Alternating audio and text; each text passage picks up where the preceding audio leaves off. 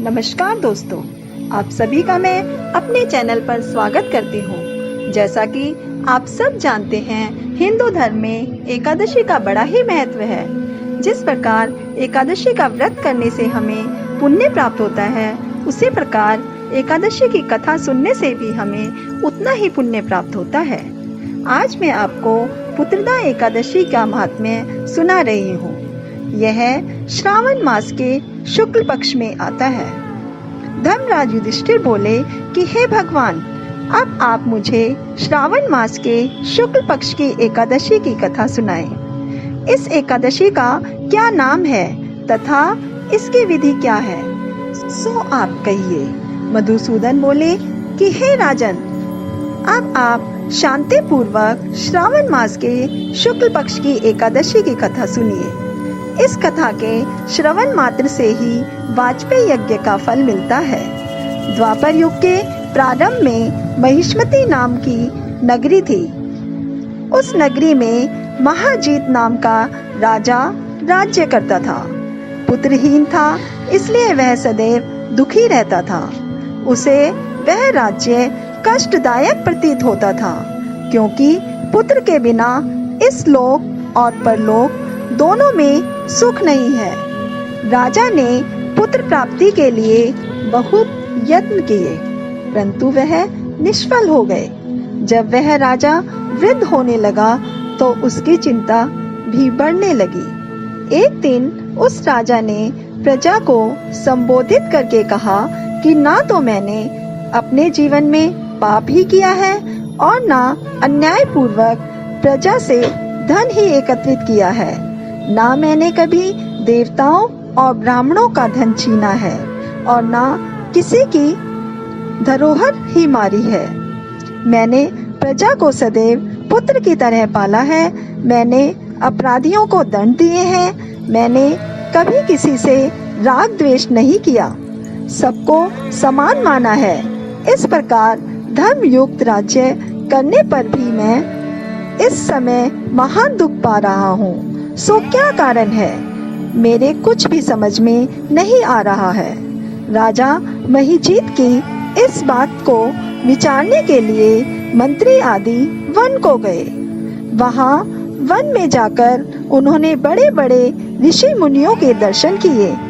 उस स्थान पर वयोवृद्ध और धर्म के ज्ञाता महर्षि लोमस के पास गए। उन सब ने जाकर उन महर्षि को यथा योग्य प्रणाम किया और उनके सम्मुख जाकर बैठ गए। उनके दर्शन से सबको बड़ी प्रसन्नता हुई और उनसे विनय करने लगे कि हे देव, हमारे अहोभाग्य हैं कि हमने आपके दर्शन करे। इस पर लोमश ऋषि बोले कि हे मंत्रीगण, आप लोगों की विनय और आपके सद्व्यवहार से मैं अत्यंत प्रसन्न हूँ। आप मुझे अपने आने का कारण बताएं।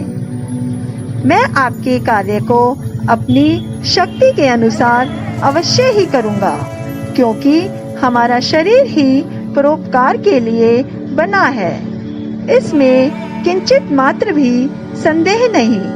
लोमश ऋषि के ऐसे वचन सुनकर मंत्री बोले कि हे महर्षि, आप हमारी समस्त बातों को जानने में ब्रह्मा से भी अधिक हैं। अतः आप हमारे संदेह को दूर कीजिए।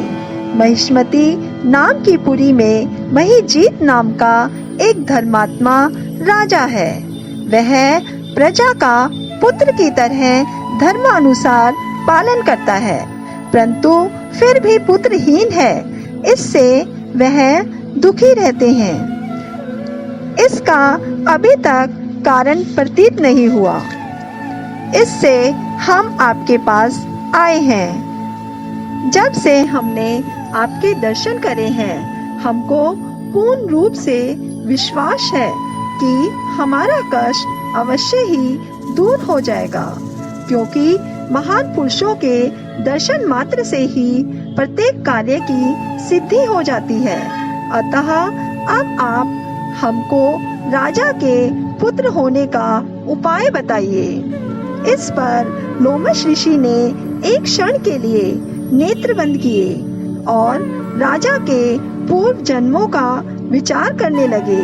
विचार करके बोले, हे श्रेष्ठ पुरुषों, यह राजा पिछले जन्मों में अत्यंत निर्धन था तथा बुरे कर्म किया करता था। वह एक गांव से दूसरे गांव में घूमा करता था। एक दिन ज्येष्ठ मास के शुक्ल पक्ष की एकादशी के दिन 1-2 दिन से भूखा था। दोपहर के समय जलाशय पर पानी पीने गया।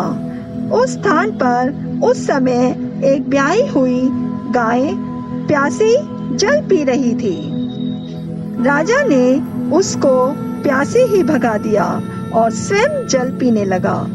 हे ब्राह्मणों, इसलिए राजा को यह दुख भोगने पड़ रहे हैं। एकादशी के दिन भूखा रहने से उनको राजा होना पड़ा और प्यासी गौ को हटाने से पुत्र वियोग का दुख भोगना पड़ रहा है। इस पर सब लोग बोले कि हे महर्षि, शास्त्रों में ऐसा लिखा कि पुण्य से सब पाप नष्ट हो जाते हैं।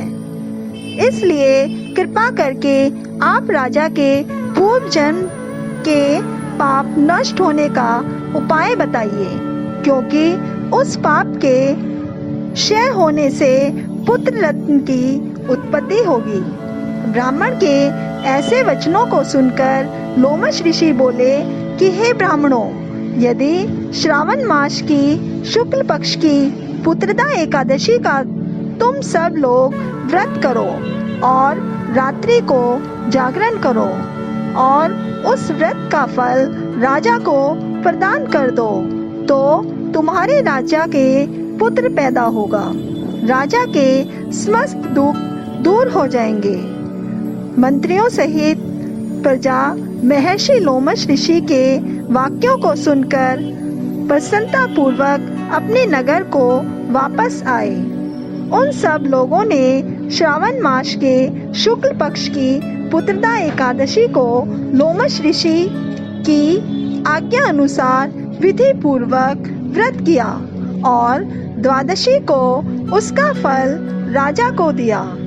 उस पुण्य के प्रभाव से रानी ने गर्भ धारण किया और 9 महीने के पश्चात उनके एक अत्यंत तेजस्वी पुत्र रत्न उत्पन्न हुआ।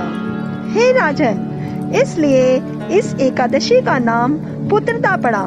जो मनुष्य पुत्र रत्न को प्राप्त करना चाहते हैं, उन्हें इस एकादशी का विधि पूर्वक व्रत करना चाहिए। इस व्रत के प्रभाव से इस लोक में सुख और परलोक में स्वर्ग मिलता है।